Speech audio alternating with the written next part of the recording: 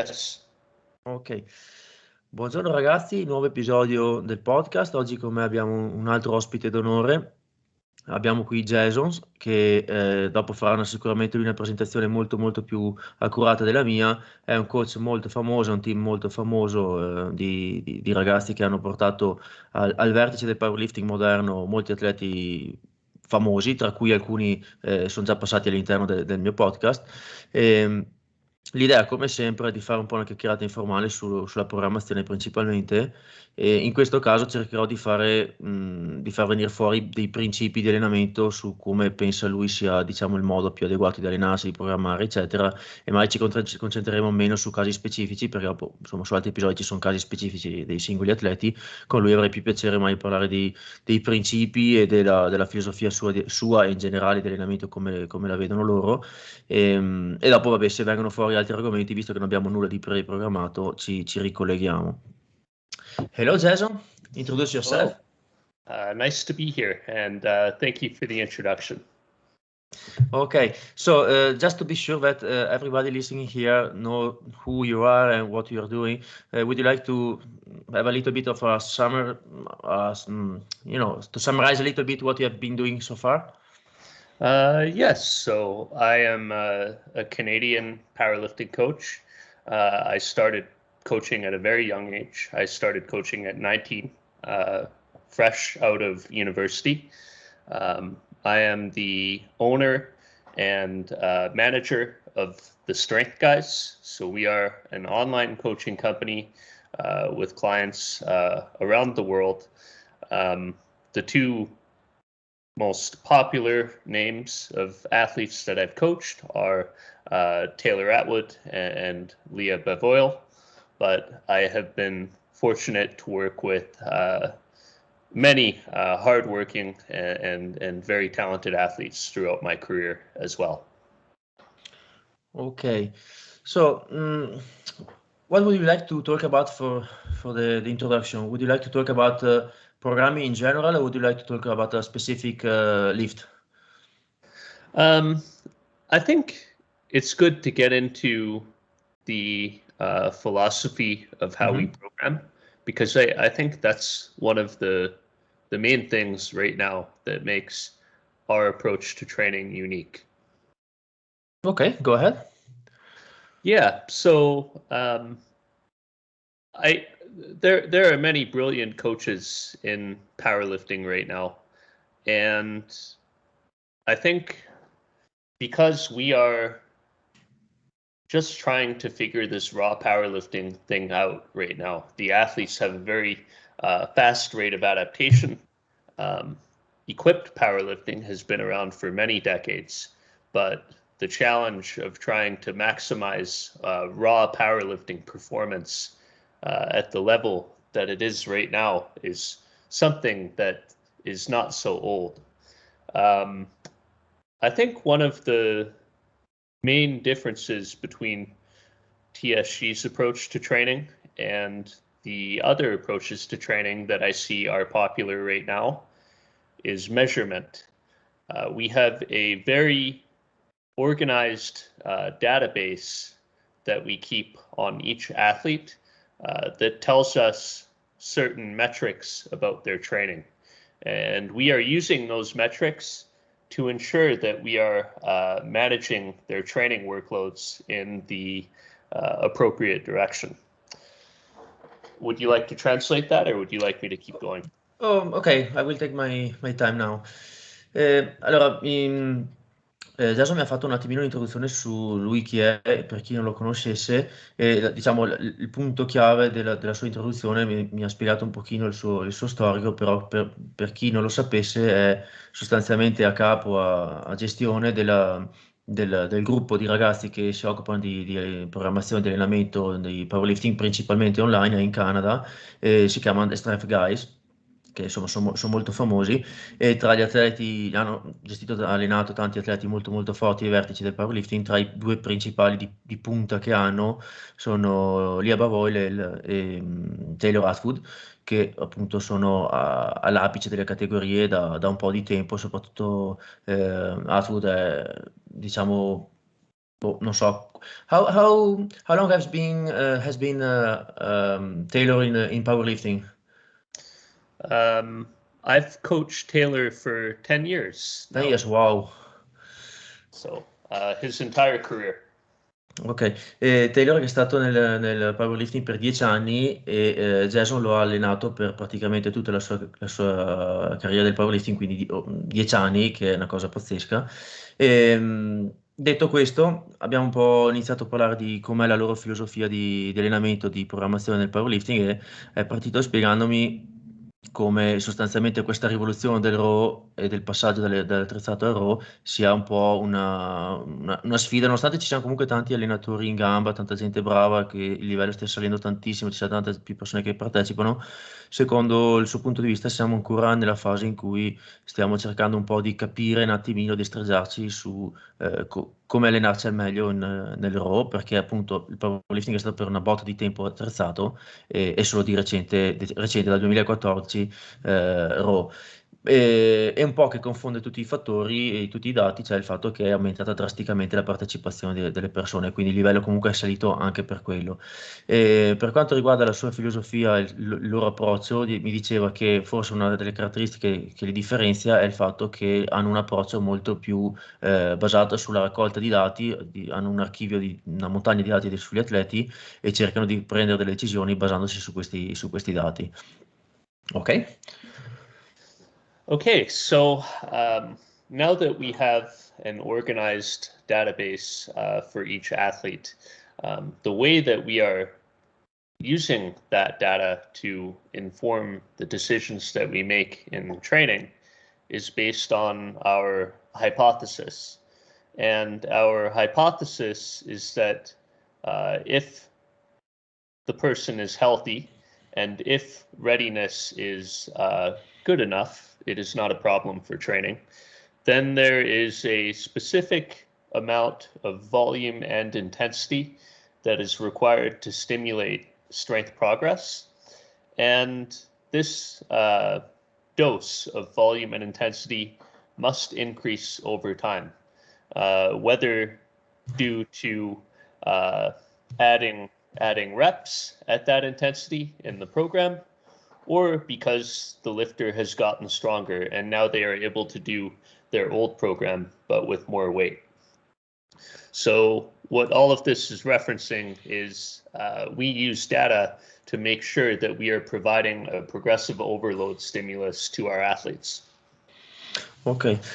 Sostanzialmente quello che mi diceva è che l'ipotesi di partenza che hanno una volta diciamo raccolti i dati, avendo un database su ogni atleta, è quella di cercare di monitorare, controllare e stabilire una dose di volume e intensità per ogni atleta e assicurarsi che nel tempo, nella programmazione, questa dose vada ad aumentare, che può avvenire in diverse modalità, chiaramente, e una che non è scontata ma che ha fatto benissimo a specificare è per esempio il fatto di ripetere un programma che già hanno usato, ma con carichi più alti, nel senso che al migliorare del livello dell'atleta, al migliorare il suo livello di forza, se ripete lo stesso identico programma, quindi stesse serie, ripetizioni, frequenza, quello che è, e avendo un carico di riferimento più alto, di fatto c'è comunque un incremento di questa dose e sostanzialmente quello che mi sta dicendo è che stanno cercando di assicurarsi che ci sia un sovraccarico progressivo. Ok? So our training hypothesis relates to measurement in that we need to have a simple training program. Otherwise, a complicated training program would be too difficult to measure. And this is a problem that I observed when I was doing internships in professional sports for strength and conditioning. Strength and conditioning coaches for hockey or for football, for example, have many different physical qualities that they need to train in the off season. And it becomes very difficult to determine the transfer of the training into sports performance and also to determine what you are doing in training that is causing the effect. So we use our database to ensure that we are providing progressive overload to the athletes. And because we believe this, our programs have to be very simple in the structure and the amount of exercises that we include. Ok. Sostanzialmente un aspetto chiave che mi sta spiegando Jason è che per lui e per loro è importante che ci sia una certa livello di semplicità nella programmazione, che non siano eccessivamente complicati, perché sennò si fa fatica a capire, a tracciarne i dati e capire cosa sta succedendo. Mi faceva il paragone con l'ambito del strength and conditioning, perché dove si lavora con altri sport che hanno tante qualità da allenare contemporaneamente, la difficoltà è appunto destreggiarsi su programmi complicati o tante variabili contemporaneamente, e diventa appunto più elaborato capire questi dati, interpretarli, capire cosa fa cosa, essere sicuri che ci sia un sovraccarico progressivo e via dicendo. Now, what I told you is the first part of our training hypothesis. But we know that we just can't increase our volume forever and ever, because what happens if I gain weight, or if I lose weight, or if I get injured, or if I take time off? So if there is a change in the sensitivity to training, because you missed a lot of time, you gained weight, you lost weight, then the dose that is required to increase strength changes as well. And the last part of our belief system on training is that very high intensity training can produce strength gains with low volumes of training. However, once the strength gains plateau, a volume increase will be necessary to stimulate further strength gains. So this is the model of which our training approach is built around. Ok, allora sto cercando di ricordarmi esattamente, per non mettere in bocca a lui parole che non ha detto, però mi ha detto dei passaggi interessanti dove sostanzialmente mi spiegava come sulle varie premesse che hanno nella loro filosofia c'è il fatto che, ok, il sovraccarico progressivo, si deve cercare di essere sicuri che ci sia questo sovraccarico progressivo, però giustamente non si può cercare, cioè non si può pensare di continuamente incrementare all'infinito le variabili e il volume. Bisogna tenere conto del fatto che magari l'atleta per motivi vari si ferma, rallenta, e quindi c'è una desensibilizzazione, e questo può cambiare la quantità di dose necessaria per progredire, e cioè, credono che un basso volume ad alta intensità sia efficace per l'aumento della forza, che sia un metodo produttivo, però fino a un certo punto, e quando arriva a questo stato di plateau nel miglioramento della forza, a quel punto si debba andare a incrementare il volume. Queste sono un po' le premesse, diciamo, generali della filosofia. And so as we continue progressing a lifter's volume over time, the lifter can start to train in a way that looks very crazy to the community. So during preparation for Taylor's best meet, for example, he did between 20 and 30 sets of squat per week alone. And this is in the 80 to 90% intensity range. So these are heavy, heavy sets. Well, go ahead. Oh, you can go ahead, sorry. Okay. And another example is preparing for Sheffield. Leah is doing between 30 and 40 sets of bench press per week. So with time and with continued progressive overload, we don't only see the lifter build muscle and get stronger, but they also become more conditioned to do more training in the future.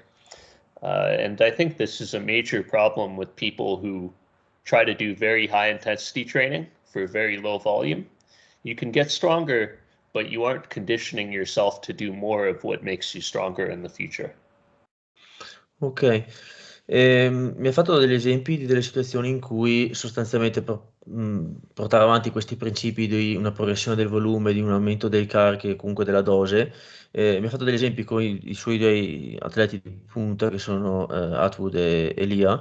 E mi diceva che Atwood c'è stato un periodo in preparazione alla gara che ha fatto una ventina di serie di squat a settimana e erano tutte pesanti, cioè tra l'80 e il 90% del massimale, che cioè, è tanta roba a prescindere, tra l'altro è tanta roba pesante.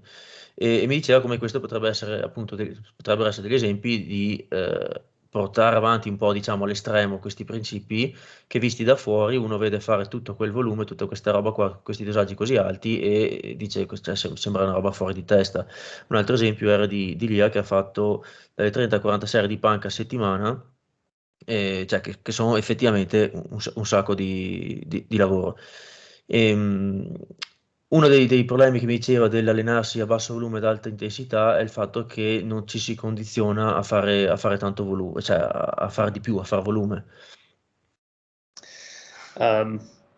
Okay, so when we are writing programs, and I just gave two extreme examples, the goal is to write the athlete's training plan in such a way that we have a wide gap between what helps them to achieve their goal and what is too much and injures them, right? So we want to stay as far away from that as possible. Sì, una cosa fantastica che ha detto, che mi piace tantissimo, è che quando disegnano un programma l'idea è quella di creare lui l'ha chiamato letteralmente tradotto lo spazio, diciamo il margine più grande possibile tra quello che permette il miglioramento dell'atleta e quello che è, diciamo, il massimo tollerabile per non portarlo all'infortunio. E quindi sostanzialmente l'obiettivo è quello di farlo migliorare, ma tenerlo il più lontano possibile da quel margine alto, da quella soglia alta che porta all'infortunio. And so to make sure that the gap between what is effective and what is too much exists, when we start with the client, we start very easy. So, for example, you are squatting 6 sets per week in the 70 to 80% range. Very easy training. Build up for a short period of time. And then many people use RPE to monitor strength progress, but we prefer to use RPE during the training and an objective performance test, such as an AMRAP or velocity-based training, to determine whether or not you are getting stronger. So our training program starts very low, builds up. We will test at the end of a deload. And the reason why we test at the end of a deload is because during training, we are building fitness, but we are also building fatigue. And we want to know how you will perform when you are recovered. So that's why we do our test at the end of a deload, because you are recovered when you are doing it. And if you get better on that test, we could say that with a very small amount of training, you can get better. So we can continue to do a very small amount of training. And if you don't get better, then we know that we have to add some weight to the bar and also some volume, and then we try again. So our training is short blocks, testing at the end of a deload, and continuing to build up until we find the dose that makes you stronger. And then we really start to individualize in on that volume range over time. And how long does it take usually, this process for you? So a typical training phase will be 3 weeks of loading and a 1 week deload with an assessment at the end of it. I think we have the benefit of history to tell us what is effective for powerlifters. So on one side, with the minimum effective dose research of Dr. Pack, he showed that with as little as 2 to 8 sets per week, near the 1RM, powerlifters could make decent strength gains. And then we also know with the success of many different Russian approaches that training in the 80 to 85% range and doing more of the training can also be effective, even though the training is further away from the 1RM. So those are the ranges that we have seen work as well, and that we try to work towards. I would say it is between 60 to 80% effectiveness based on the progress rates of my clients in powerlifting competitions. Ok. Mi diceva che sostanzialmente loro preferiscono partire con la programmazione diciamo, senza avere prima un progresso di dati, eccetera, quindi partendo da zero, partono molto semplici e conservativi, con mai delle strutture a basso volume, comunque con un dosaggio basso di stimolo, e da lì costruiscono gradualmente e preferiscono fare un test pratico, cioè reale, concreto, e non una stima tramite RPE o con la misura della velocità delle alzate come tanti fanno, perché vogliono essere sicuri, insomma, sostanzialmente che sia effettivamente la prestazione sia migliorata, o comunque la testano a livello proprio di test con un massimo numero di ripetizioni a determinati carichi o con un massimale o quello che è. Anche se comunque usano gli RPE e l'autoregolazione durante, diciamo, l'allenamento, però il test lo preferiscono fare, diciamo, vero e proprio, non stimando un massimale. A seconda di come è stato questo test, sanno appunto decidere, capire se quel tipo di dosaggio era efficace per farlo migliorare, se sì, se no, e di conseguenza prendono gli aggiustamenti, fanno gli aggiustamenti successivamente nel pezzo successivo. Quindi se sono partiti con 6 serie incrementando e a fine del blocco fanno un piccolo scarico, fanno il test a fine della settimana di scarico, se sono migliorati, buon perfetto, sai già che quella dose è sufficiente. Se no, ricalcoli tutto e dici ok, gli do o più volume o più carico o più quello che serve per rifare il processo di nuovo finché trovi la dose, e ripetendo questo processo ti permette di capire quella persona lì se è cioè, cosa ha bisogno, e diciamo personare la quantità di dosaggio per quella persona là. Mi diceva che appunto preferiscono fare il test pratico e lo preferiscono fare in modalità, diciamo, da riposata, da fresco, quindi dopo uno scarico, perché giustamente, come spiegava Jason, durante, diciamo, la fase di sviluppo del blocco si migliora la performance, però c'è la fatica che cresce anche, che nasconde la prestazione, quindi vogliono vedere cosa faresti da fresco in una situazione simile gara, perciò fanno fare un piccolo scarico e dopo, che immagino sia in una settimana, e alla fine della settimana fai questa simulazione, questo test. Ho chiesto quanto dura più o meno questo processo per capire un po' questi passaggi con un atleta, e mi diceva che sì, mi faceva tutti gli esempi dei blocchi, magari di 3 settimane di sviluppo più la settimana dopo dove fanno il test, e che comunque hanno anche il vantaggio di avere tutta una serie di date, tutta una serie di storici su cosa funziona e cosa non funziona. In particolare mi citava un lavoro che tra l'altro credo ne abbiano già parlato su un altro podcast, in cui hanno visto da uno studio che insomma ne avevo parlato anche su un podcast sul volume, che ci sono dei dati che fanno vedere come basta anche veramente poco volume, se l'intensità è alta e il lavoro è specifico, per ottenere comunque un miglioramento di forza anche su atleti abbastanza avanzati.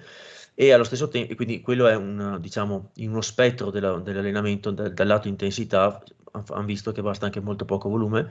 Dall'altra parte sappiamo dai dati tutti ricavati dai tempi indietro, anche e soprattutto nella scuola russa, di come lavorare nel range 80-85% o comunque la fascia media famosa, però per tanto volume, anche quello sia un metodo efficace. E quindi loro hanno, diciamo, il vantaggio un po' di non andare alla cieca, ma partendo da questi presupposti qua. So with this data-based approach to increasing the volume and intensity and testing to see if the training is working, eventually we reach the point where we are making progress on each lift.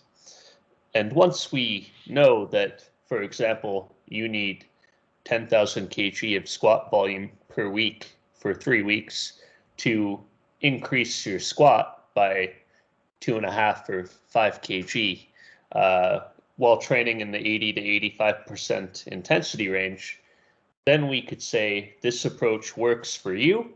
Next time, we can give a little bit more to you so that we are challenging your body beyond its current capacity, which is progressive overload, to continue to repeatedly stimulate strength gains over time.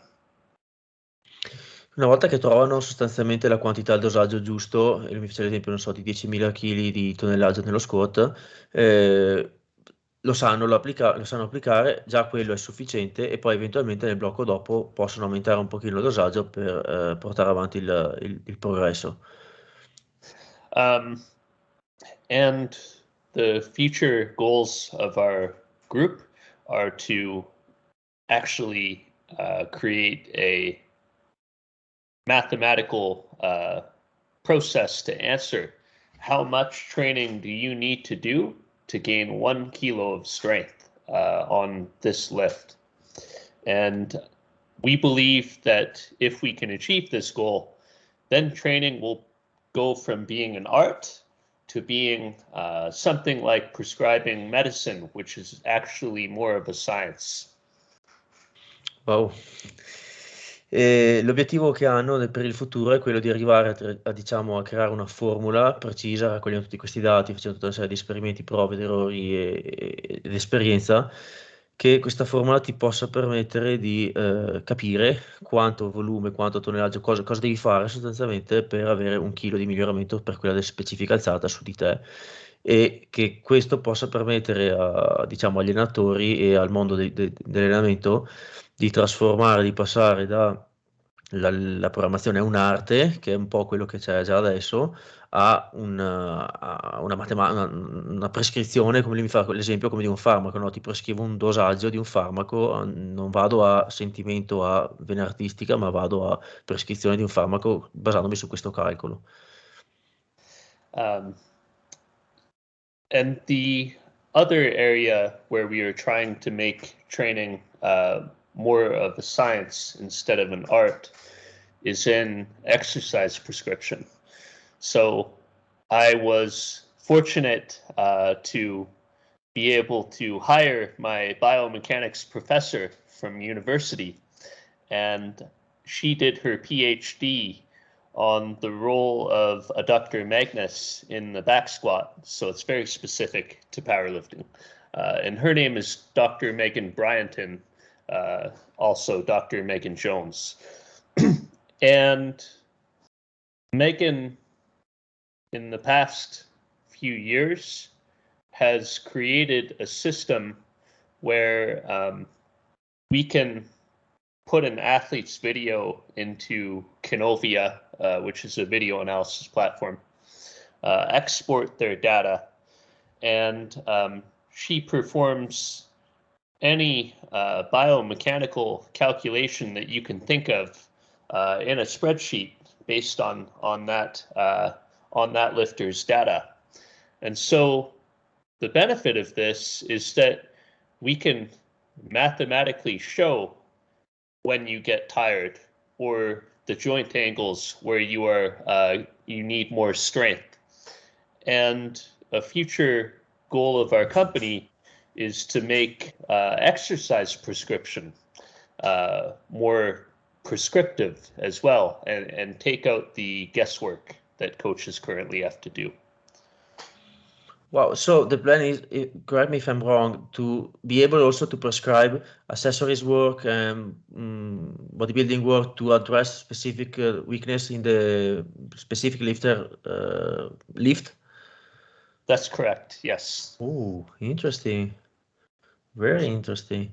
La cosa che loro si stanno prefiggendo inoltre per il futuro come obiettivo è quello di riuscire anche a prescrivere e a stabilire il dosaggio, la quantità, il tipo di esercizio che ogni atleta ha bisogno per specifica alzata, per andare a colpire una specifica debolezza, e questo lo stanno cercando già di fare tramite l'analisi biomeccanica dei video dei loro atleti, perché mi spiegava Jason che ha avuto la fortuna di poter assumere nel team una donna che è stata la sua professoressa di biomeccanica, che quindi sostanzialmente ha un PhD in biomeccanica, che prende il video dell'alzata, l'estrapola, crea un foglio con tutti i calcoli, tutti i dati, ti fa tutte le misurazioni biomeccaniche sull'alzata, per capire appunto, andare a capire, analizzare dov'è la debolezza, in che angoli sei affaticato, in che cosa sta succedendo in quell'alzata, appunto con l'obiettivo finale di riuscire, come col volume, l'intensità, eccetera, dicevamo prima,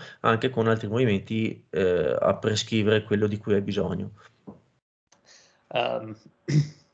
And if you have any questions about what we have talked about so far, just let me know. So this is the current projects that our team is working on.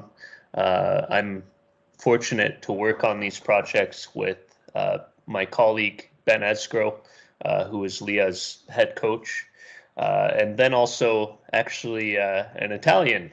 He's a researcher. Enrico. So our statistics. Enrico Roma is the one who is doing the math. So it's been very exciting.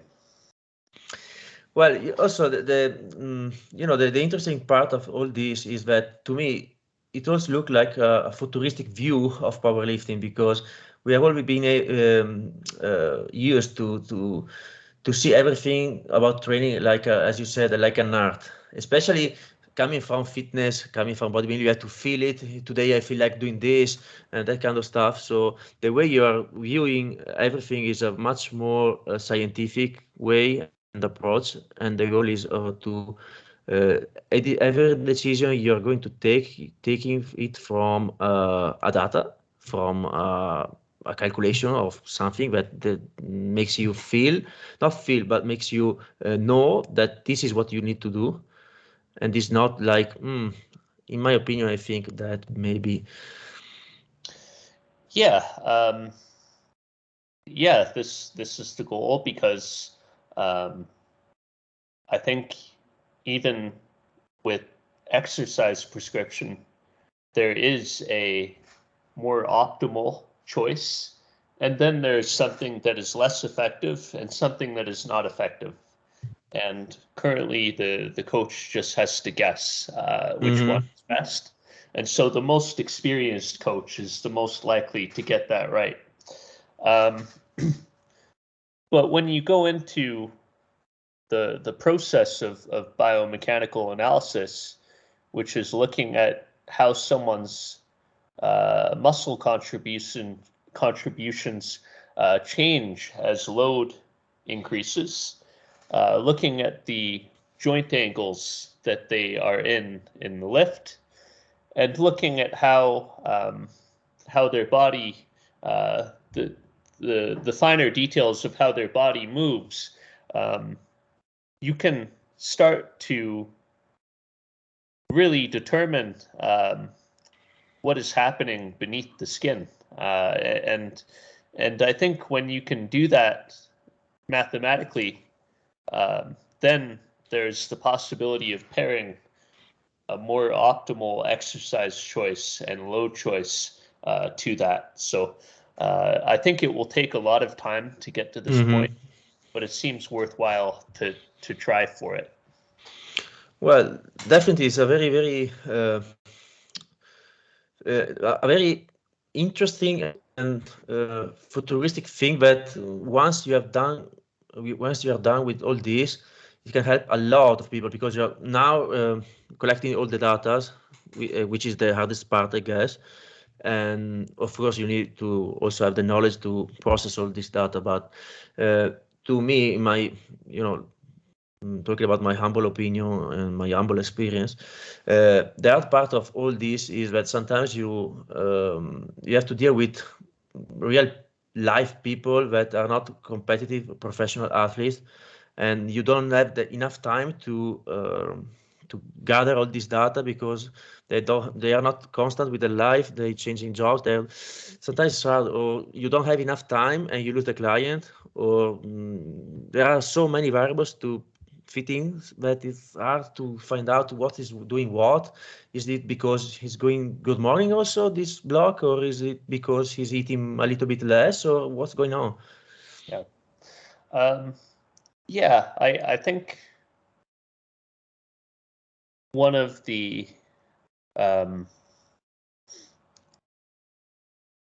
I guess one of the unfortunate realities of training for elite sports is that the elite athletes are the ones who get access to all of the things because it's their life, right? So if someone can't afford to have nutrition, have psychology, have biomechanics, have physical therapy, have a powerlifting coach, and then also have a great meet day coach, because really these are like the 6 roles of coaching that we have right now in powerlifting. Then we can still use our enhanced understanding of biomechanics from these studies to benefit these people with the knowledge that we've gained by doing these studies. So accessibility is a problem that perhaps artificial intelligence can solve in the future as well. Building an app that does it, right? So you aim your phone, it watches the video of your set and tells you what you need to do. I think that's possible. Interesting. Also, this makes me feel, makes me think about something that you are familiar with, which is Emerging Strategies by Mike Tuchscherer. Yeah. I've been training by his team back in 2017, 2018. I've been training with Emerging Strategies for a while, and then I try to replicate that with my clients and with myself again. And the hardest part for me was, especially when it was time to replicate that with my clients, the hardest part was trying to collect the data for the peak time and the amount of exposure they need in an environment that are not stable, in an environment in which people, they're not living the athlete's lives all the time. So well, this time it was at peak performance in 5 exposures, but I'm not sure, because this time was a little bit more rest or a little less or something. So this was something I was talking about with a very important coach here in Italy, that after all this, thinking about all this, he decided that it was a little bit more how can I say, wise to prescribe exactly the load and not let the people auto-regulate, so that you are sure that they are doing what you need to do, and then guess how things are going based on, of course, the competition and so on. So there were a little bit less of auto-regulation, let's say, and a little bit more of prescription, I would say, in order to avoid and limit this size of this way of programming. Yeah. Like I write right now. I am writing the load for every single athlete that I coach. Not one of them is doing RPE to select their weights for training. And I think the most important part of auto-regulation is regulation. And whether it's the lifter who is regulating the training, or if it's the coach who is regulating training, so long as training is regulated, I think it's better than just going to the 1RM every day, which is not regulated training. And then the other advantage of prescribing the dose to the athlete is that now you can measure it. And so whether it works or not, you will be able to say, this is what I did, and this is the result I got. And so I can update my training for the next phase based on that knowledge. So give me one moment, I will summarize a little bit in Italian. Allora, ci siamo persi un attimo via un po' di digressioni sul discorso del tracciare i dati, sull'autoregolazione e quant'altro. Allora, come commentavo un attimino, il progetto che hanno loro è molto futuristico e molto interessante, cioè appunto arrivare a avere un modo di programmare che è scientifico, che è basato sui dati, che hai delle formule che ti dicono esattamente quanto quell'atleta ha bisogno, togliere, diciamo, la componente di sensazione, di arte, è un po' a sentimento la programmazione, che comunque si sta sempre più spostando verso il lato scientifico in generale l'allenamento, però resta molto ancora basato sulla sensazione, sull'arte, come spesso si dice. Parlavamo anche del fatto che è probabile che in futuro, con la raccolta di tutti questi dati qua e magari l'utilizzo di intelligenza artificiale, si riesca ad arrivare molto più facilmente a qualcosa che ti dice esattamente di cosa hai bisogno, che mai ti vede il video in tempo reale, ti dice delle carenze o ti dice di quali parti muscolari devi rinforzare, eccetera. Io commentavo un attimino sulle difficoltà che ho trovato personalmente con la raccolta dati nei clienti e il fatto che quando non lavori con atleti professionisti, la maggior parte delle persone, innanzitutto non è che li hai per tanto tempo costantemente, sì, qualche cliente mai ce l'hai storico da tanto tempo, però spesso i clienti vanno e vengono, o le persone non possono più allenarsi, vanno mille altri scazzi e quindi mai non hai tempo sufficiente per iniziare a raccogliere tutti questi dati qui, soprattutto contando il fatto che non fanno una vita costante. Nel momento in cui non fanno una vita costante diventa delicato capire cosa fa cosa, diventa difficile capire se sei migliorato questa volta perché hai fatto 2 serie in più di squat o è perché questi 2 mesi qui eri molto più riposato perché lavoravi meno e dormivi 2 ore in più. Cioè, in chi non ha una vita professionista diventa difficile raccogliere questi dati, è facile, cioè si può, ma chiede tanto tempo e bisogna districarsi bene.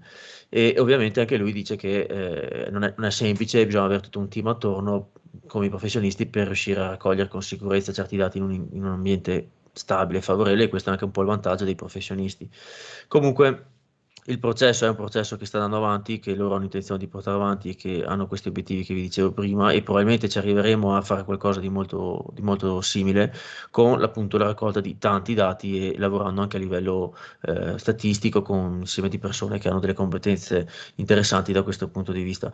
E, poi abbiamo fatto una piccola parentesi su emerging strategy di Tusher e dicevo che anch'io ho notato che c'è un po' la difficoltà nella gestione dell'autoregolazione, nel calcolare il picco, nel tracciare questi dati qua, perché da certi punti di vista anche l'approccio appunto delle emerging strategies è simile, cioè stimi in base a come va a quando, cioè tu tracci i dati, hai una serie di esposizione, calcoli quante esposizioni hai bisogno per raggiungere il picco, ripeti sempre lo stimolo finché migliori, poi fai lo scarico, cioè è tutta una strategia che è abbastanza simile come mentalità di sottofondo, cioè di dare un'esposizione, calcolarla e raccogliere dati su quell'atleta per poi valutare se migliora di più o meno in quel modo, quanto tempo ci mette a fare il picco e via dicendo. Però per me c'erano le solite perplessità, le solite problematiche di applicarlo poi mai su larga scala a clienti che sono sostanzialmente persone che nella vita fanno altro e poi la sera fanno un po' di allenamento coi pesi. Non è semplicissimo e infatti tante volte si finisce col togliergli tutta questa autoregolazione e prescrivergli i carichi e fare degli approcci un po' più vincolati, più rigidi, che è quello di cui parlavo anche con Ado Gruzza e di cui parlavo anche con altre persone. E lui mi diceva che sostanzialmente prescrivono i carichi, scrivono i singoli carichi e per lui intendo Jason, scusate, prescrivono i singoli carichi di ogni atleta, di ogni alzato, di ogni cosa, per essere così sicuri, di quello che fanno e avere il vantaggio di poter tracciare quello che fanno. Cioè, la parte dell'autoregolazione, diciamo, al limite che appunto è un po' autogestita e non sei sempre sicuro di quello che sta succedendo, di quello che stanno facendo. Mentre il vantaggio di un approccio un po' più rigido dove tu hai già prescritto un carico, hai appunto il vantaggio che l'hai prescritto te, che sai già cosa fa e sei sicuro e puoi tracciare i dati e poi prendere le tue conclusioni. Your ability to translate large amounts of information is amazing to me. Well done. Well, I'm getting better by the day. But to be honest, sometimes I lose some little parts here and there because when you speak, I'm focused. I'm interested in what you're talking about, so I'm thinking about next questions and understanding what you're saying. So I forget where we began. So it's not that easy. Well, yeah, you were quite talented at it, regardless what you just said. So well done. Thank you. I have one. Okay. Would you like to go on? Or otherwise, I have a question for you. No, go ahead. Okay. So what about frequency? Because yeah, go on. Dr. Mike Zordos is an American strength researcher. who works in mass as well, with Dr. Eric Helms, and he had a really insightful quote. He said, "The number one advantage of periodization is that it gives you the ability to systematically progress volume over time." And let's say that you are squatting twice per week and you are quite advanced. So you are doing 6 sets on squat twice per week, and you are in the 80 to 90% intensity range. Maybe on one day you're doing 5 reps, and on the other day you're doing 2 reps. So it's a lot of training, and you still aren't getting better.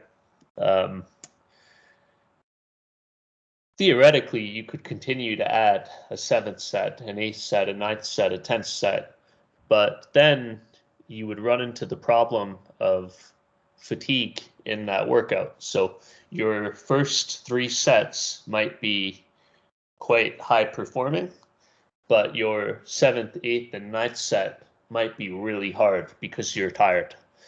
And then it's also going to negatively affect the lifts that you do after that, right? If you're training bench press or deadlift. So at a certain point, if you need to make an increase in volume, it's better to add a day of training frequency in and divide the number of sets that you need to do across more days.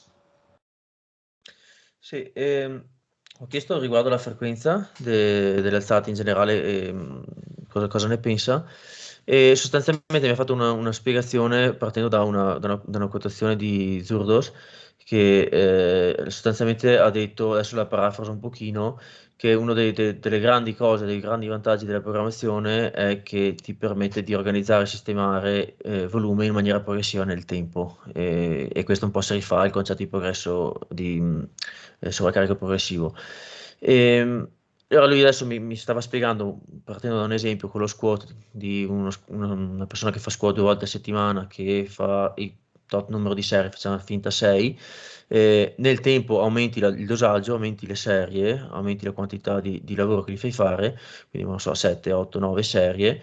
Il problema è che a un certo punto questa quantità di lavoro che fai nella singola seduta diventa sufficientemente faticosa e stancante che magari le prime serie sono fatte anche di qualità, però quelle dopo diventano un po' una merda. Sì, merda è una parola che dico io, non l'ha detta lui. E a quel punto magari inizia a diventare controproducente, diventa non conveniente fare tutta quella roba lì nella singola seduta, sia perché le ultime serie vengono una merda, sia perché dopo se devi fare qualcos'altro viene una merda anche quello, e quindi a quel punto immagino che voglia dire che conviene spalmarlo e giocare sulla frequenza. So we talked about the role of fatigue and how that influences how we distribute volume in a week. Another important part of our training approach is we aren't only focused on finding the dose that you need to get stronger. We are also focused on having good health and readiness so that you are recovered and able to perform well in each workout. And so therefore we are focused on having a good microcycle structure also. And this is an important component of all training approaches. Our training approach generally consists of straight sets. So athletes will not be doing many top sets throughout the year. But as they get closer to competition, it becomes important to ensure that we are not letting fatigue make the performance of the heaviest lifts of prep bad, right? So one of the things that we will do is study each set, so the RPE and the velocity, if the lifter has it, of each set. And once we are training above 90%, I'll use the example of deadlift. let's say that you are doing 6 sets of 1 at 195 kg, and your 1RM is around 220. For the first 4 sets, your RPE is 7, and for the last 2 sets, your RPE is 8. If I progress your weight to 200 kg, the RPE might be 8 for the first few sets and then 9 for the last few. And that's pretty tiring. I don't think that's safe or necessary.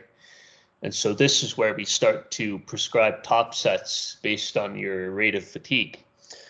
So I will say, okay, at 195 kg, you are good for about 4 sets before it gets more difficult.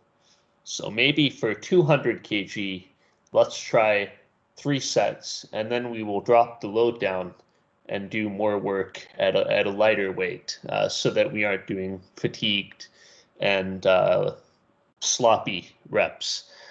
So this is another part of our approach to training. So, correct me if I'm wrong. I've heard about this in other podcasts, maybe, that you were talking about the fact that maybe, correct me if I'm wrong again, the approach you use is a little bit more conservative in regard to how many reps in reserve you have, and usually you prescribe with your athletes. Maybe you prefer not going that close to failure in comparison to other approaches. Yeah, compared to, so we use linear periodization, and when you are further out from a competition, the training it will be lower in load. The volume will be building from phase to phase, and the RPE of each set might be pretty low while the load increases over time. A very slow rate of load increase, let's say that your next competition isn't for 6 months. We're going to train in the 70 to 80% range in month 1, at 2.5% intensity in month 2, 2.5 in month 3, 2.5 in month 4, 2.5 in month 5, and then peak, right? So it's a very slow build, but we are progressing the volume each month. And so this is a lot of training that will be easier for the lifter. And I think easy training can be beneficial for power development. And I think it's also beneficial for instilling some more consistency of the technique, because the lifter isn't constantly doing sets where their form is breaking down in a different way. Eventually it gets hard though when we are peaking. Mm-hmm. Allora mi ha poi ripreso a mi ha poi ripreso a parlare dei principi fondamentali, diciamo, della loro filosofia, e sostanzialmente mi faceva un esempio con l'ostacolo a terra di una persona che ha sui 200 metri di massimale, e mi diceva, parentesi, mi diceva che loro principalmente utilizzano lo straight set, cioè usano cioè set normali, diciamo, senza ramping, serie di intensità, cioè altre tecniche di intensità o altre cose strane, quindi classici serie a volume a carico fisso. Mi c'era appunto il caso di un 195 kg da farci serie di volume su un atleta che ha 220 di massimale distacco, quindi siamo vicino al 90%. Valutano anche quanta fatica si crea all'interno di quella seduta, dopo quante serie inizia a sforare, diciamo, quello che è il target che loro hanno proposto e prescritto di fatica per quel determinato carico su quella sessione là. Cosa vuol dire? Vuol dire che magari partono a 195 kg, le prime serie sono RPE 7, man mano che va avanti, magari la serie 4 diventa un RPE 8. A quel punto lì loro preferiscono scalare un attimo magari il peso e mantenere, diciamo, la fascia di intensità, di sforzo percepito, chiamatela come volete, dove la vogliono loro, piuttosto che sforare.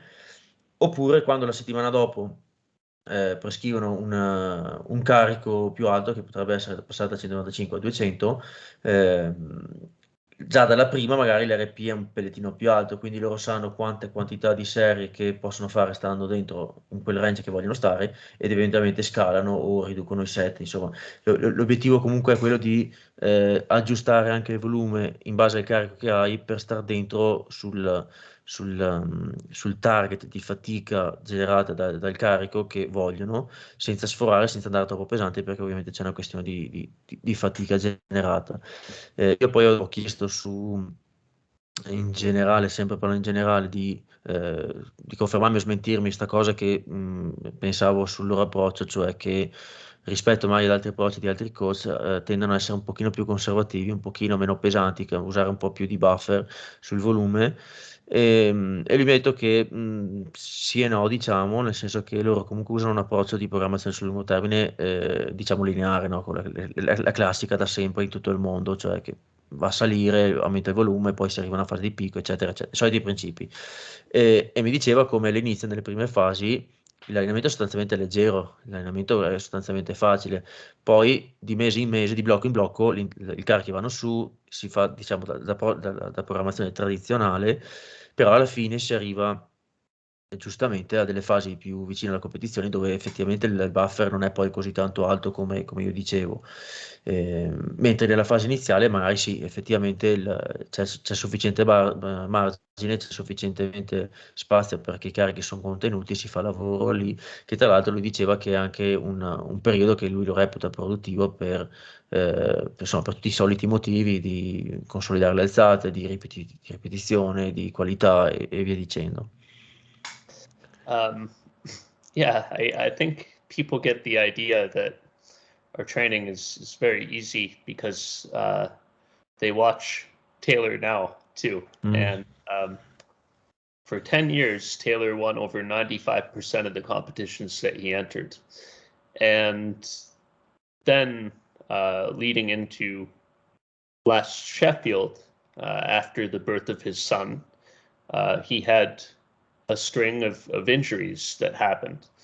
And the most severe one was tendonitis in his knee. And the knee hurt the most when he lifted at his normal tempo and when he went above 85% of the 1RM. And so peaking was not very good for the condition of his knee. And then we went again at Worlds and tried to do it again. And I think social media has warped the understanding of training, because the reason why you see someone like Taylor training so light is because after 10 years, he's finally taking a break. And we're slowly building up into it again because his body needed to recover. And I read the comments about this online, and it's like this idea of just taking a break and slowly building back up again makes no sense to the younger generation of powerlifters. Yeah, I think this is a very good assist because I think that the fact that we are all the time looking at other lifters on Instagram doing heavier sets, doing the top sets, posting the heaviest single of the week, you have this perception that everybody are all the time training so heavy with heavy singles, grinding all out all the time. And you don't see them posting the boring 5x2 at 80% and that kind of stuff, or when they are resting or they are injured, they're not posting anything, so you don't notice that. And I think this is somehow influencing us and our way of programming, because we are made into the believing that all those lifters are strong, are successful, and I see them training heavy all the time. So maybe this is a approach that works. So let me try heavier single more often. It's social media is the highlight reel of your life, right? Very rarely do people show the lowest moments of their day, and it's like that in training. And you're right that now people are starting to write training programs this way because it seems like that's what everyone does. And I think if we continue in this direction, that is only going to become more common to train with, a focus on every week improving your top set. And our belief is that there is another way that's more patient and that's more effective. So this is why it's nice to have the data that we make our decisions on, so that we aren't so easily influenced by the opinions of others. Yeah, also something I noticed by interviewing different people around the world that are not necessarily at the top of the powerlifting game, but they're good athletes, is that even if we are in different countries, now people are copying each other. I think that is too awkward, the fact that we are all doing the same things, because after a while, listening to other people training, I start to think like, wait a minute, we are all doing the same, we are doing all the same stuff. And of course, don't get me wrong, it could be also that in each part of the world, people are discovering what works, and we are all channeling our energy into that. But I think this is a part of what is going on, but I think it's not all what is going on. There are also other aspects, and in these other aspects, I think there is also the fact that we are copying each other. We are looking at who's doing what, and we are also prone to copy them more than before. Yeah, 2 weeks ago, I went to visit Matt and Susie Hartwig Gary, and Susie Hartwig Gary is many times world champion powerlifter, and she was talking about her training in the 90s when she's getting ready for world championships and such, and she was talking about how back then they did not have access to the information that we do now. So let's say there's a dominant world champion from Russia. You have no way of knowing how that person trains, right? And so it's like a mystery, and everyone had to figure out their own thing. But now what's so cool is that you are helping more Italian listeners learn how athletes like Taylor and Leah train, right? And there's this open sharing of information. But I think with that, there's also an open sharing of mismanaged expectations. It's like, it's saying this is what training is, but no, like training is so much more than what we see when we turn on our phones. Yeah, another funny fact about this copying each other is, have you ever noticed that lately the setup that people use in the deadlift, in the sumo, are getting weirder and weird and awkward and all this crazy elaborated stuff. And a couple of years ago, nobody ever done anything like that. It started with some top athletes, and then everybody in all the planet are doing that, which is insane. There's no way that this is something genuine that is going on in each country separately, individually. Of course not. Right. And it's just a trend. And if you look back in the videos in all the World Games or all the World Championship, there weren't these things. There were a little bit of some top athletes doing something, and then maybe the next Worlds, the other athletes doing similar thing. But it's not like that. That in a couple of months, everybody are doing the same. Right. I think creating a model of what efficient powerlifting technique looks like in each lift would solve that, because it would recenter the attention of lifters on, these are the steps that I need to follow, and for my skeleton and for my strengths and weaknesses, this is what my squat or my bench press or my deadlift should look like. So again, this is an interesting research project for the future. Ok, abbiamo un po' chiacchierato, fatto un po' di digressioni sul discorso dell'allenarsi pesante o no, perché lui si è ricollegato a quello che ho chiesto prima io, no? Mi diceva che penso sia un po' un fraintendimento il fatto che mai si pensa che ci si debba allenare pesante o leggero in un certo modo e che mai il loro approccio risulti come allenamento leggero. Anche, non so, parlando di Artwood, le persone sono state abituate a vederlo ormai sui social che postava roba pesante per un sacco di tempo, poi si è infortunato, poi ha avuto un figlio, ha avuto altri scazzi, si sta prendendo diciamo un periodo di recupero dove parte più leggero e inizia pian pianino a ricostruire, la gente sembra sconvolta perché non corrisponde a quello che era abituato a vedere, no?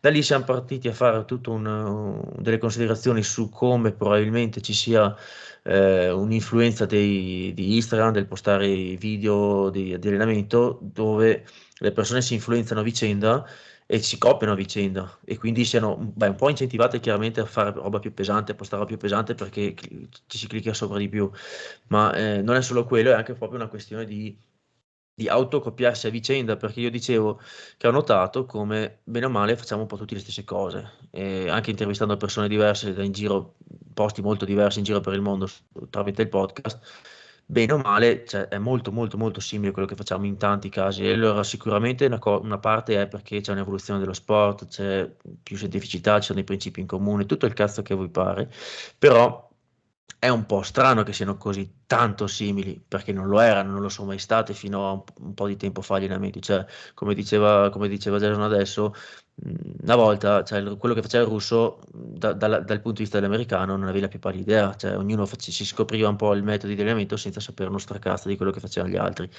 Mentre adesso è incredibilmente più facile copiarsi a vicenda e guardare quello che fanno gli altri. E questo secondo me è un fattore determinante sulla programmazione e su quello che sta succedendo adesso, ma anche a livello tecnico. Io poi facevo l'esempio di una cosa che trovo sempre molto divertente da vedere, e sono tutti i setup e tutti i rituali che fanno le persone prima di fare uno stacco sumo. E se ci fate caso c'è stata una diffusione pazzesca, velocissima, di un modo di sistemarsi, di muovere le braccia, tutte quelle cose lì, che è, secondo me, è una moda e è partita tutta da un paio di persone in vista, famose, che hanno iniziato a fare alcuni di quei tipi di movimenti, di rituali, e bada bing bada boom, nel giro di poco lo fa tutto il mondo. E dicevo che questo non può essere una cosa che genuinamente, spontaneamente viene fuori da ogni paese di scoperta, diciamo, tra prove ed errori, e si è visto che quella funziona meglio perché è una coincidenza troppo grande e perché cioè, le tempistiche non quadrano, cioè che tutto il mondo si sia spostato in multifrequenza nel tempo. Ci sta benissimo che non sia una cosa che la gente si sia copiata a vicenda, sia per i tempi con l'internet, eccetera, che non combaciano, sia perché è un principio generale grosso e ci richiede tempo con i suoi tempi, ogni paese cambia un po' le modalità. Però che nel giro di qualche mese tutto l'intero pianeta inizia a fare lo stesso tipo di setup nello stacco sumo, diciamo che è un po' meno probabile, ecco, è più facile che le persone si siano copiate a vicenda. In conclusione, Jason mi diceva sostanzialmente come anche da un punto di vista tecnico sul come fare le alzate, a loro piacerebbe avere, diciamo, proporre un sistema che ti permetta di dire cosa devi fare, come si fanno le alzate, eccetera, in modo un po' da schermare via un po' di mode, trend, arte anche lì, e dare un approccio più scientifico e strutturato e diciamo standardizzato, cioè standardizzato, che dopo in realtà viene individualizzato, però di un approccio un po' più scevro da tutte queste, da questo zucchero che c'è in giro sui social che poi la gente copia a vicenda. Ok. Bravo. Um, I have a question for you, Jason. I would like to talk about injuries. Do you have any data on injuries? We would like to study it.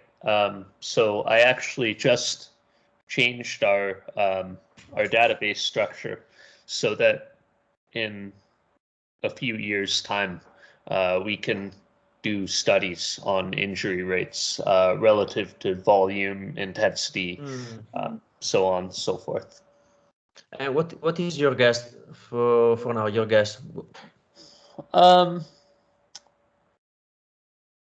Well, I think an injury always happens when the stress we put on a tissue exceeds its capacity to handle it.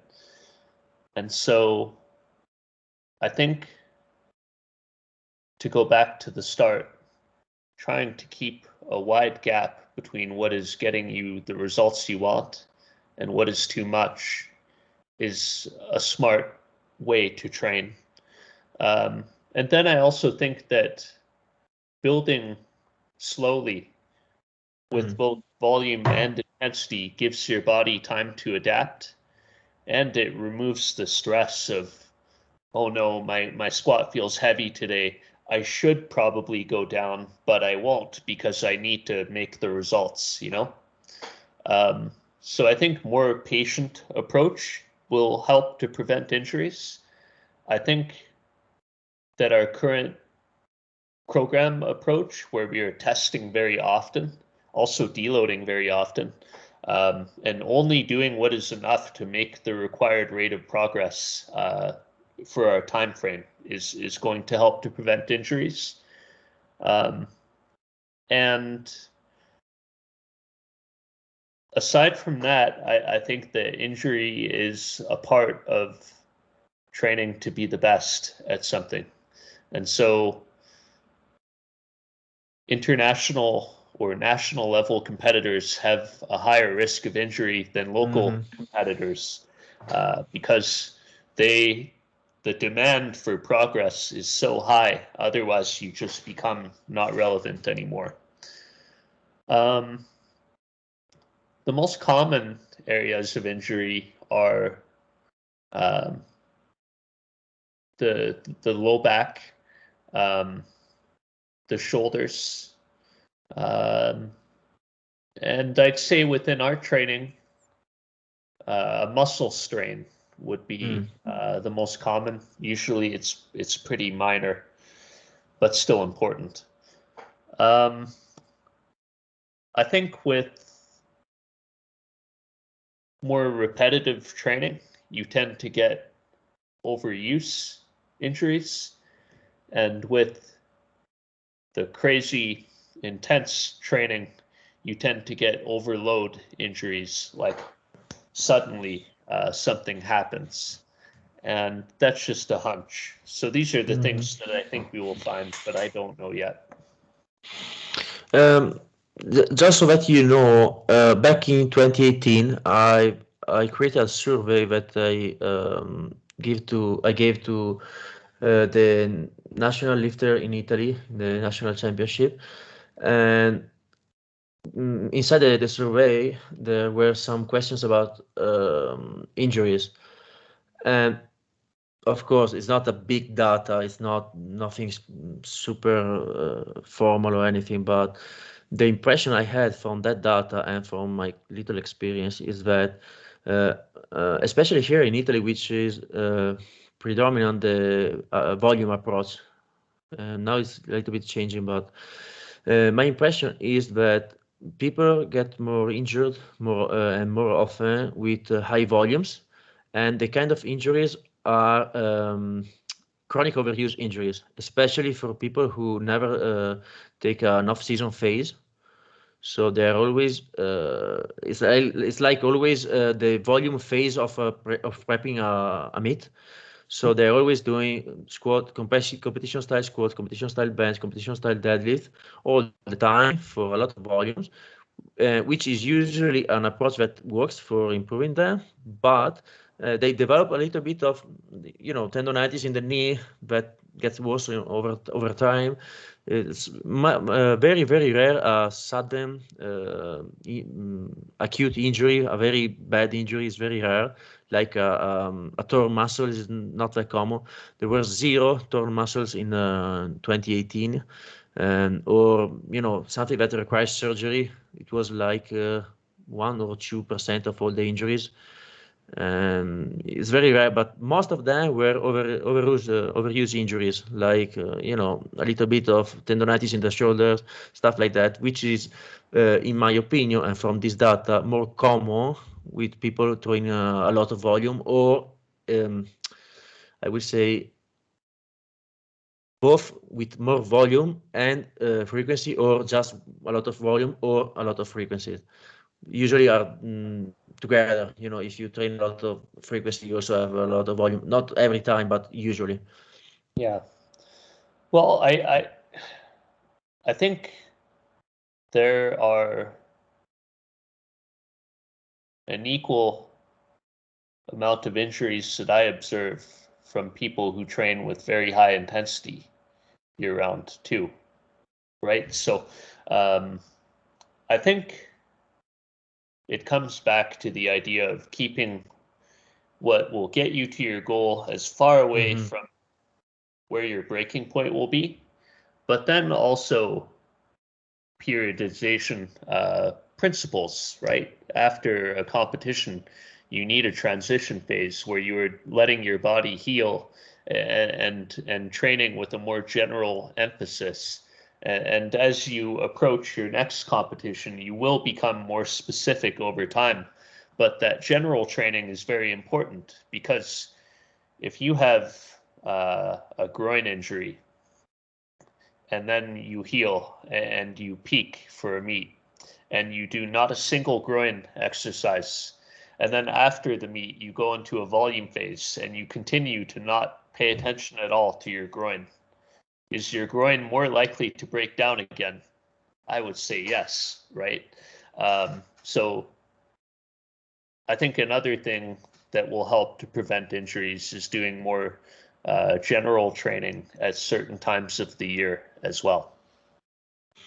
Yeah, which sometimes the general training or the off-season training sometimes is a little bit hard to convince people to do, because especially if they are young, they are in a rush. They want to lift immediately, because I'm a junior. I wanted to set that record right now. I don't want to waste 6 months doing other things. I don't want to waste 6 months doing just maintenance volume in my squat and doing bodybuilding stuff. But I think this is a approach, as you said, that leads more easily to injuries. Yeah.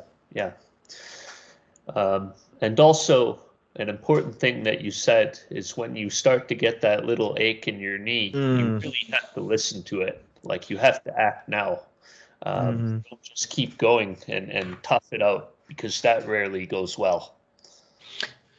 Yeah, this was also one of the questions in my survey, and I said, how did it started? How did the pain, where did it come from? What's going on? And I don't exactly remember the percentage of each case, but it was something like most of the cases were it slowly, progressively. In the beginning, it was a little bit of pain here, but no big deal. I can train. If I warm up properly, it's fine. And then a few weeks later, I need to stop. Yeah. So, and then once an injury has occurred, one of the biggest predictors of future injury is a previous injury. So I think that will be something that we find too. Ok, ho chiesto a Jason il discorso di infortuni, se hanno dei dati su infortuni. Allora, anche qui ovviamente il discorso giustamente è complicato, nel senso che ci vuole tanti dati, ci vuole tanto tempo e quant'altro, quindi diciamo di ufficiale non c'è niente. Una cosa che mi interessava molto cercare di capire è se avesse, diciamo, estrapolato dei principi, qualcosa che facessero predire una maggior probabilità di infortunio.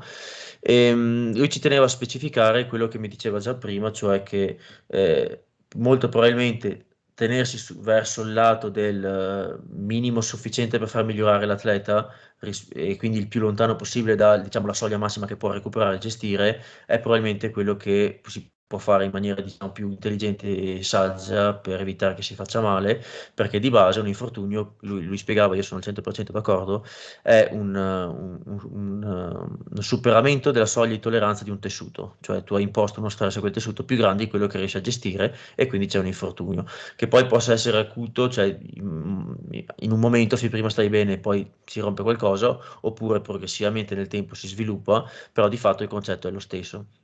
e quindi per lui è importante chiaramente che la persona stia il più lontano possibile da questa soglia, allo stesso tempo però deve essere all'interno del range che gli permette di migliorare, e ovviamente qua è il difficile, la parte difficile dell'allenamento. Inoltre parlavamo di come sostanzialmente fare delle progressioni più lente, più costanti, cioè più graduali nel tempo sia un fattore protettivo, e anche qua io sono perfettamente d'accordo, e la spiegazione è che ti dà il tempo, dà il tempo al corpo di adattarsi al carico che gli stai imponendo, e quindi è più difficile che tu ti faccia male, perché c'è tempo sufficiente per il corpo per abituarsi ai carichi che gli stai progressivamente dando. Un'altra delle cose che abbiamo un po' tirato fuori dopo è la fase di off-season, cioè siccome molte degli infortuni, come diceva anche lui, sono sostanzialmente da sovraccarico, da ripetizione, da sovraesposizione continua di certi movimenti, certi angoli, fare dei periodi in cui ci si rallenta un attimo, si recupera, si alleggerisce l'allenamento, magari si fa del lavoro un po' diverso, dà appunto il tempo di recuperare, e qua mi ricollego anche a quello che abbiamo detto prima su Taylor. Poi io mi sono aggiunto dicendo che, parlando un attimino del sondaggio che ha fatto nel Powerlifting Italiano del 2018 sugli infortuni, e è venuto fuori sostanzialmente che vabbè, gli infortuni acuti gravi, tipo roba insomma che richiede chirurgia, sono molto rari, che sono 1-2% in quel caso lì. Ehm, la maggior parte delle volte è sostanzialmente roba da sovraccarico cronico, che partiva pian pianino e poi pian pianino si sviluppa sempre di più, fino a diventare un problema vero e proprio, no? Quindi il classico caso del doloretto alla spalla, che all'inizio è solo un po' fastidio, ma se ti scaldi, se stai attento, ce la fai, e qualche settimana dopo diventa un male vero e proprio, un infortunio vero e proprio, e non puoi più fare la panca.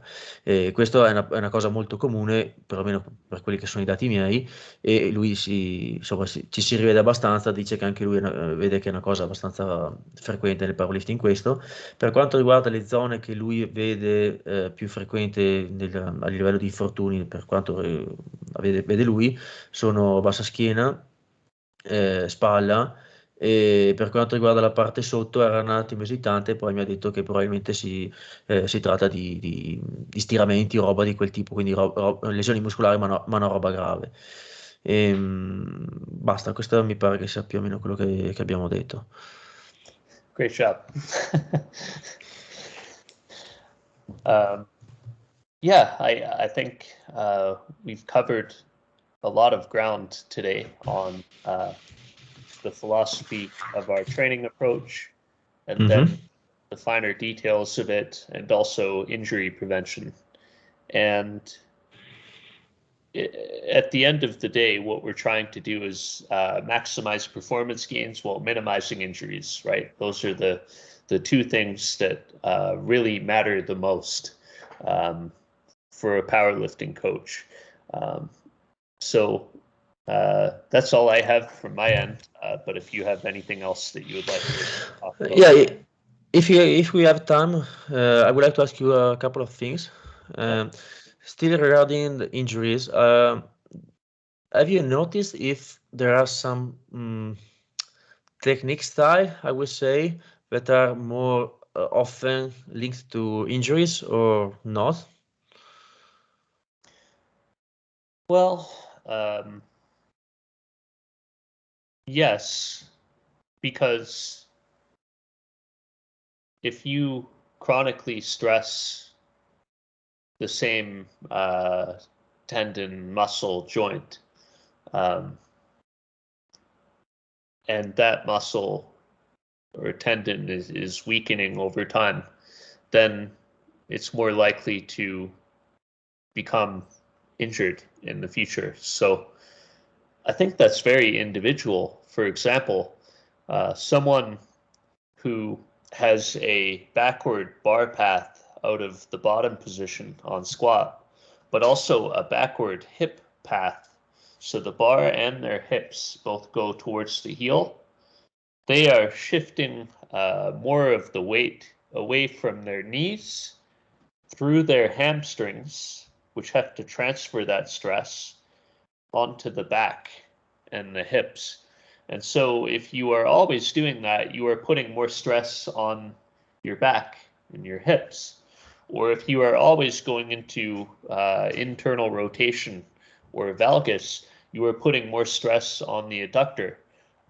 So I would argue that the area you are putting the most stress is probably the one that's most likely to get injured in time.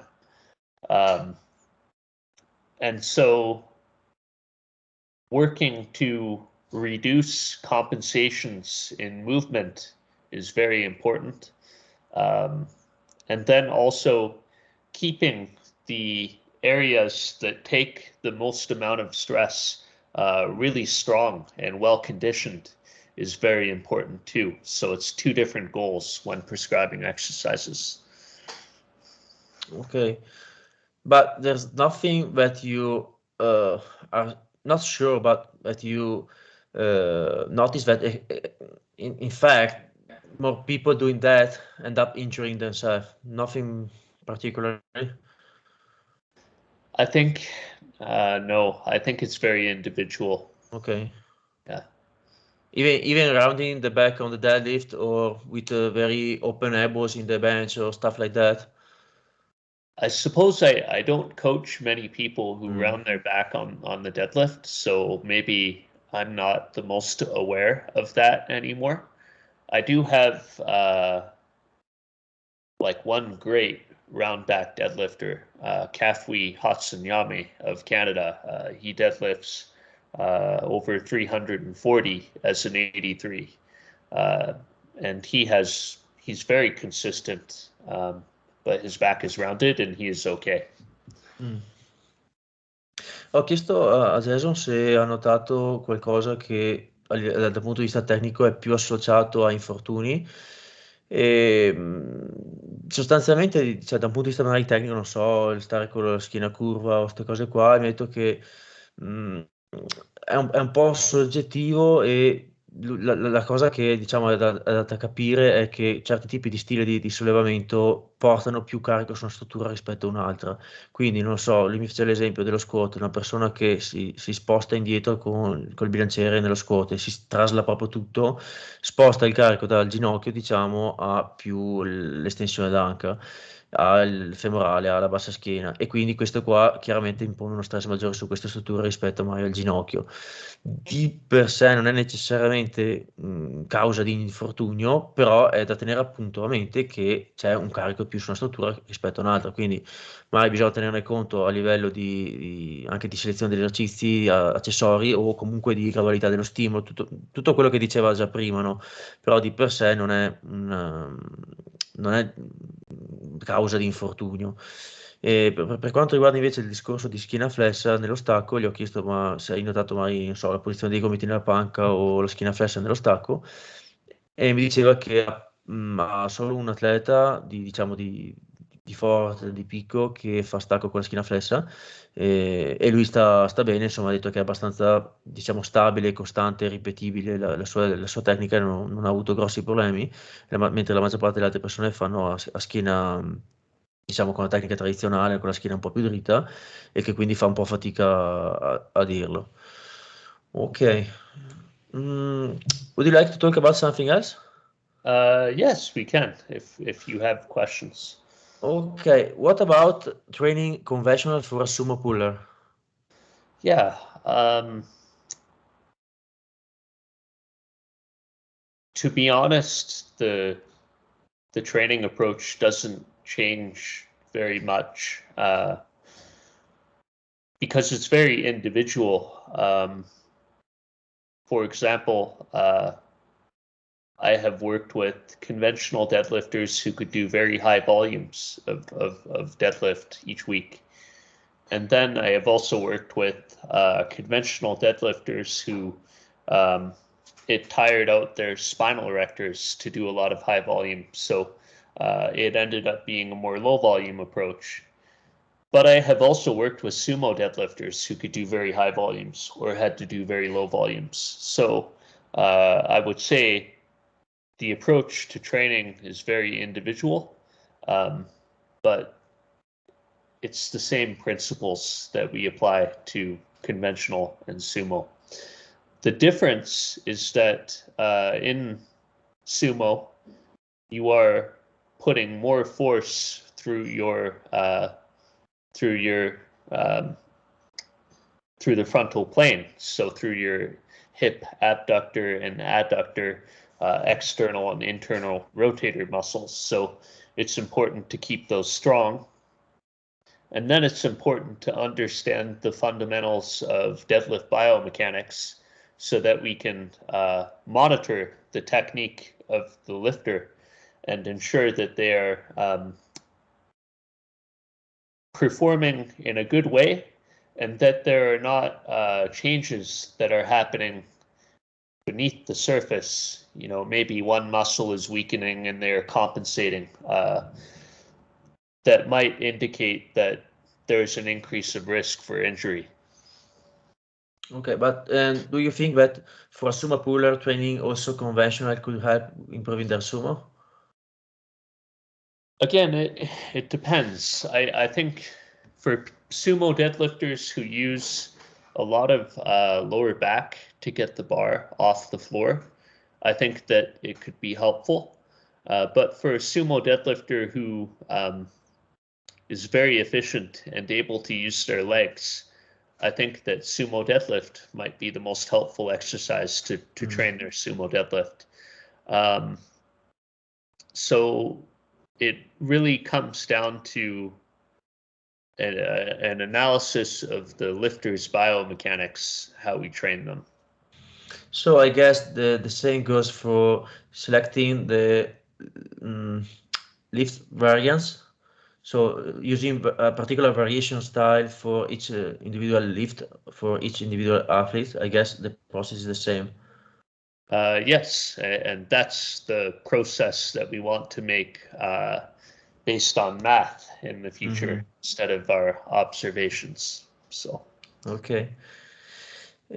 Ho chiesto a Jason il discorso di chi stacca sumo, se ha bisogno, cioè se vede un beneficio nell'allenare anche regular o in generale il discorso sumo e regular. E mi ha detto sostanzialmente che la sua risposta è stata un po' un ripetere quello che abbiamo detto prima, cioè la filosofia non cambia, loro cercano di valutare in base a quello che ha bisogno quella persona, se sono persone che hanno bisogno di fare tanto sumo, persone che hanno bisogno di farne meno, idem con regular, e cercano un po' anche di capire in base a dove si sta anche la persona, che caratteristiche ha, che tipo di tecnica ha.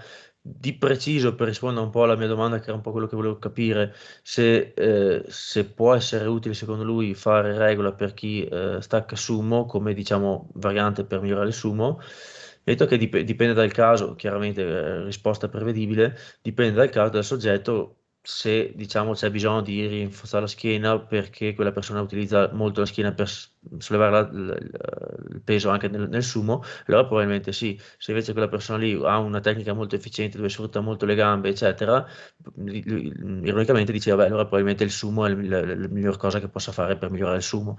A quel punto io ho detto, immagino che anche la selezione di altre varianti per le alzate, quindi non so, anche nello squat, nella panca, per selezionare quale variante scegliere su una persona, si basa un po' sullo stesso tipo di logiche, no? Cioè, analizzi la persona, analizzi la biomeccanica sua, quali sono le carenze, di cosa ha bisogno e selezioni la variante in base a quello. Che è un po' una risposta che capisco che per chi ascolta vuol dire tutto è un cazzo, però sì, questo è un po' diciamo il ruolo alla fine del coach. E la cosa carina è che lui mi ha detto, ecco, questo però è quello che noi stiamo cercando di risolvere come problema, cioè non vogliamo più che sia in mano all'arte di un allenatore, ma vogliamo che ci sia un sistema scientifico che ti fa capire quella persona di cosa ha bisogno di fare. So, the last topic I would like to talk with you is about the doping and all the doping issue with, especially in IPF. So, what's your opinion? Well, the reason why the strength guys is a coaching company that only works with drug-free athletes is because it is most interesting to me to find out what the best performance that a natural version of you can do. I'm not interested in seeing what one of my clients can do by taking illegal substances that enhance their performance. I think a lot of doping issues also seem to come down to contaminated supplements or a lack of awareness of the of therapeutic use exemption process. And so it's a very important part of a coach's professionalism to educate themselves on this and to be aware of what medications and supplements your clients are taking, so that you can advise them on what to do if they are doing something that is not right. Yeah, do you have any further questions on that? Yeah, how prevalent do you think doping is right now in the IPF?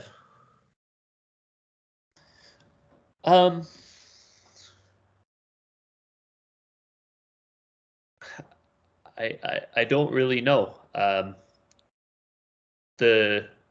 know that, well, I believe that the top performers are all natural and incredible. And I definitely, at the top level of the sport, if someone is cheating, I believe they will get caught.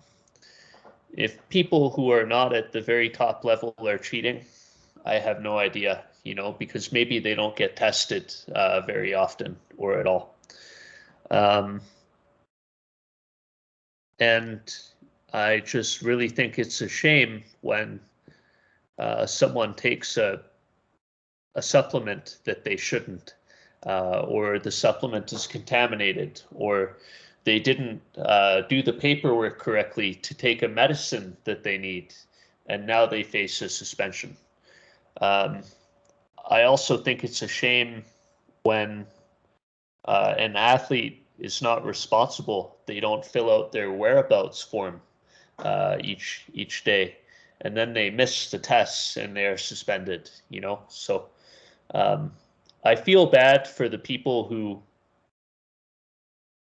aren't trying to cheat but get caught doing something that maybe they didn't know was wrong. But then again, it is in the coach and athlete's power to prevent that as well. Mm-hmm. So my next question will that be asking you the difference in training a person who is also using PEDs versus a person who is natural. But you already answered that because you're only interested in natural people. So the aspect I was thinking about right now is the fact that all the approach you're developing, the method, the philosophy, and everything is extremely interesting, of course. And I think that trying to apply that for a person who's also using PEDs, especially if he's not saying that to his coach, it's gonna be a completely mess because you are mixing together a bunch of other extremely potent variables that are confusing all the results, and you have no idea what's going on, what is doing what, because of course you are introducing drugs that change the effects. And so, it will be interesting also to be able in the future to exactly understand the differences in the optimal way of training between naturals and non-natural lifters, because I think there are still some gray areas in the training methodologies now. What do you think? I do not follow the side of powerlifting that takes performance-enhancing drugs, but I remember at the time that Taylor Atwood totaled 838.5 kg. His total was better than any lifter who was taking steroids in that class too. So I think that shows that, well, and I think the progress of Austin Perkins shows that we do not even know what the best 74 kilo lifter can do yet naturally. And so it's especially true that we don't know what they could do with steroids as well, right? Like, it's a funny thought, but I can't imagine what Austin would lift if you injected him full of steroids for a 20-week meet prep, and let him go do something. Would he get hurt? Would he total into the 900 kilos? I don't know. But I think our mission is to maximize the performance of the natural body, and you are right. Introducing performance-enhancing drugs to that would only serve to confuse the results that we are getting.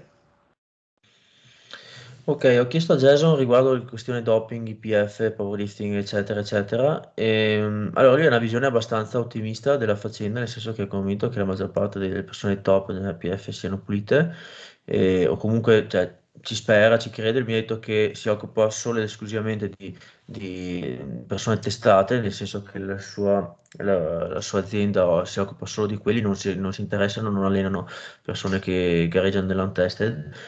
Quindi in quell'ambito lì purtroppo non posso neanche chiedergli le differenze di allenamento tra uno e l'altro perché appunto si occupa solo di quelli testati. Ehm, è sempre un po' speculativo, no? Gli ho chiesto anche quanto pensa sia prevalente nel powerlifting. Metto che non lo sa, nel senso i top sono testati e ogni tanto capita che qualcuno viene scoperto, ha detto che gli dispiace quando mai vengono scoperti diciamo, per cazzate, nel senso che non so, non avevano dato le dichiarazioni di dove andavano quel giorno lì, proprio quel giorno sono venuti a testarli e quindi risulta che abbiano illuso i test o cose di questo tipo. E penso anche che molto spesso ci siano mai integratori contaminati o che ci siano disattenzioni mai sull'utilizzo di farmaci a scopo medico, che però non si è stati attenti e quindi dopo risultano positive i test. Lui ha una visione, diciamo, molto di questo tipo. Io sono onestamente, in tutta trasparenza, sono un po' meno ottimista.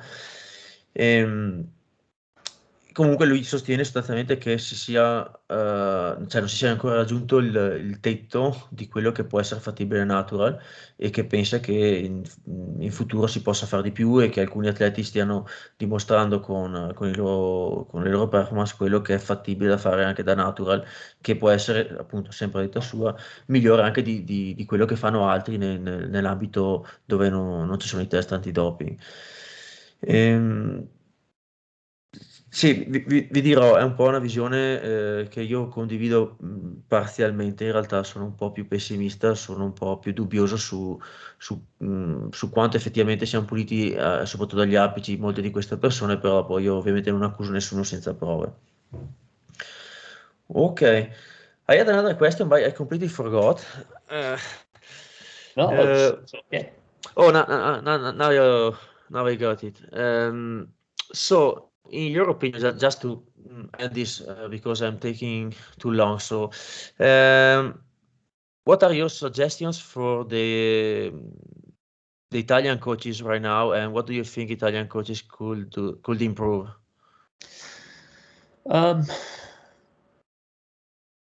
First of all, the amount of talent in Italy is amazing.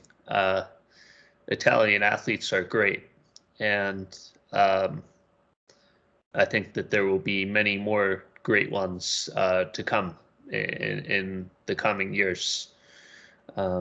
So I'm very impressed by the level of Italian powerlifting. And then